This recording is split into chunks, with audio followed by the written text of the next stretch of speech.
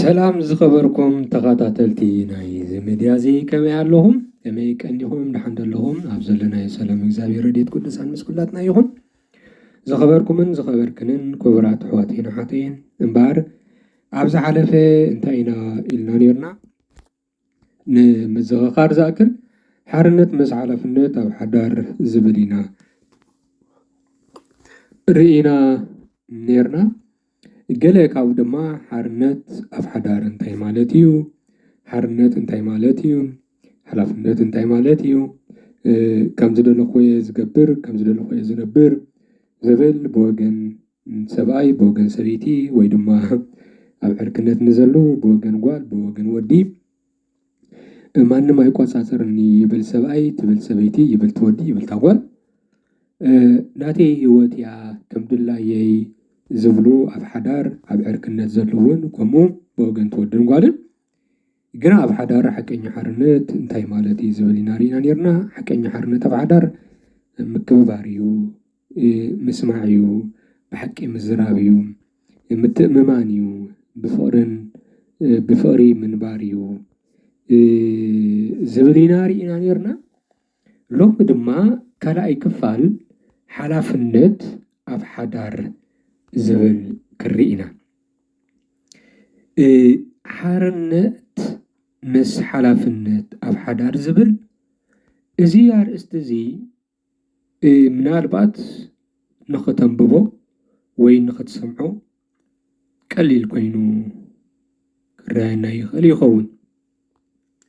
ኣይኮነን ኣብቲ ኣብ ስንፍና ኣብ ድኽመት ዘሎ ህይወት ሓዳርሲ ኣብቶም ብሉፃት ወለዲ ዝበሃሉ ኸማን ጉለት ኣሎ።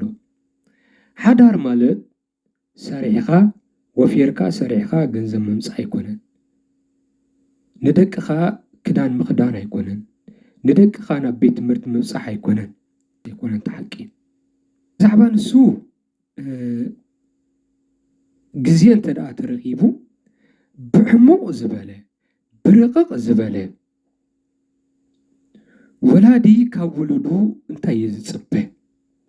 ውላድ ካብ ወላዲኡ ካብ ኣቡኡ ኣዲኡ እንታይ እዩ ዝደሊ ዝብሉ ብስፍሕ ዝበለ ድማ ግዜ እንተደኣ ረኺብና ምናልባት ኣብ ዘርእስቲ እዚ እውን ብኸፊሉ ክረኽቦ ስለንኽእል እዚ ኣተኩሩ ኣብ ሰብ ሓዳር ጥራይ ዘይኮነስ እቶም ኣብ ዕርክነት ምሕዝነት ዘለዎ ዘለዋ ብድሕሪ ሕጂ እውን ንዕርክነትን ምሕዝነትን ንሓዳርን ዕብየትን ንዝሓስቡ ንዝዳለዉ መንእሰያትና ሕብረተሰብና እዩ።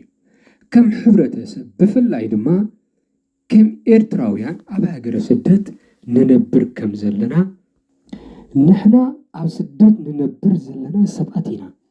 ኣብ ስደት ንነብር ከም ዘለና ድማ እንታይ ይጎለና እንታይ ክንምልእ ይግብአና ዝብል ክርኢና እሞ ናብቲ ናይ ሎሚ ኣርእስተይ ከብለኩም ሓላፍነት ኣብ ሓዳር። ሓላፍነት ኣብ ሓዳር ብዙሕ ኣገዳሲ እዩ። ፍቕሪ ጥራይ እንተሃልዩ ሓዳር ነዊሕ ኣይፀንዕን። ፍቕሪ ምስ ሓላፍነት እንተደኣ ተሓዊሱ ወይ ድማ እንተደኣ ተደሚሩ ግና ሓዳር ይደልድል ይፀንዕ ድማ። ሓላፍነት እንታይ ማለት እዩ? ሓላፍነት ማለት ነቲ ዝተዋሃበካ ህይወት፣ ነቲ ዝተዋሃበካ ህያብ፣ ነቲ ዝተዋሃበካ ልቢ፣ ነቲ ዝተዋሃበካ ስድራ ብቕንዕና ምሕላው ማለት እዩ። እዚ እንታይ ማለት እዩ? ማለት ንስድራኻ ምሕላው፣ ንስድራኻ ምሕላይ፣ ንፍቕርኻ ምኽባር፣ ንርክብካ ምሕላው፣ ኣብ ግዜ ፀገም ብትዕግስቲ ምርኣይ ብትዕግስቲ ምሕላፍ፣ ንኻሊእ ሰብ ድማ ደገፍ ምግባር ማለት እዩ። ሓላፍነት ማለት ኣነ ጥራይ ዘይኮነስ ንሕና ኢልካ ምንባር እዩ። ተመልከቱ፣ ሓዳር ብሓደ ሰብ ኣይጣቕዕን እዩ። ብሓንቲ ኢድካ ክትጣቃዕ ኣይትኽእልን። ኢድካ ክትጣቐዕ ወይ ድማ ብሓደ ኢድካ ክትዝምር ኣይትኽእልን። ስለዚህ ሓላፍነት ገንዘብ ጥራይ ድዩ? ሓላፍነት ማለት ገንዘብ ጥራይ ኣይኮነን። ገሊኹም ድምፂ ትገብሩ ኣለኹም እቲ ድምፂ ሕቅና ብሎ ኢኹም ምናልባት ደቂ ኣንስትዮ ኣሕዋትና ኣነ እኮ ትኩሉ ግዜ ዝብሎ እንታይ ድዩ እዚ ናይ ኦንላይን ነገር እዚ ብፍላይ ከዓ ቪድዮ ከፊትካ ዘይምክትታል ኣብ ፀልማት ኮይንካ ከም ምዝራብ ዘሎ ነዚ እዩ ናይ ክሽነ ዝመስል ብዝኾነ ብሓንሳብ ተገዲስና ንስማዕ ቀሊል ነገር ኣይኮነን። ስለዚ ንሴ ኮነ ተሓቂ ሓላፍነት ካብዚ ዝዓብዮ ማለት እዩ።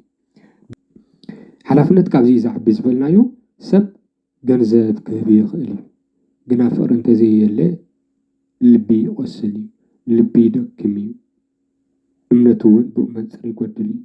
ስለዚ እቲ ዝዓበየ ሓላፍነት መንፈሳዊ፣ ስምዒታዊ፣ ሞራላዊ፣ ሰብኣዊ ሓላፍነት እዩ። ነዚኦም ውሽጢ ኸኣተና ብሕፅር ዝበለ እንተዳሪእናዮ መንፈሳዊ ሓላፍነት እንታይ ማለት እዩ? ኣብ ቤት ሰላም ክህሉ ኣለዎ። ኣብቲ ቤት ሰላም ክህሉ ዝገብሮ ነጥብታት ድማ ኣለዉ። ቀዳማይ ጸሎት እዩ። ካልኣይ ሓቂ ምዝራብ እዩ። ሳልሳይ ይቕሬታ ምባል እዩ። ራብዓይ ድማ እትዘራረበሉ ግዜ ምህላው እዩ። ፎር ኤግዛምፕል ኣብ ወርሒ ሓደ ግዜ ዲኻ ወይ ኣብ ወርሒ 2 ግዜ ዲኻ ትዘራረበሉ መድረኽ ክህሉ ኣለዎ። እቲ ዕዉት ምስጢር ሓዳር ናይ ትዘራረበሉ ኣብ ጣውላ እትዘራረበሉ ሓደ ሰሙን ከም ሰብኣይን ሰበይትን ኣብታ ካልእቲ ሰሙን ወይ ድማ ኣብታ ሓንቲ ወርሒ ድማ ምስ ደቅኻ ኣብ ሓደ ጣውላ ኣብ መኣዲ ቀሪብካ መኣዲ ክበልዓልካ ምዝርራብ እዚ እዩ እቲ ምስጢር ዕዉት ሓዳር። ስለዚ መንፈሳዊ ሓላፍነት ኣብ ቤት ሰላም ጸሎት ሓቅን ይቕሬታን ክህሉ ምግባር እዩ። መንፈሳዊ ህይወት ዘለዎ ሓዳር ብሓቂ ይነብር፣ ኣብ ምስልይነት ኣይነብርን። ብፍቅሪ ይዛረብ፣ ከይብልን ኣይብልን፣ ብትሕትና ይመላለስ፣ ንይምሰል ኣይከውንን፣ ንኣምላኽ ቦታ ይህብ።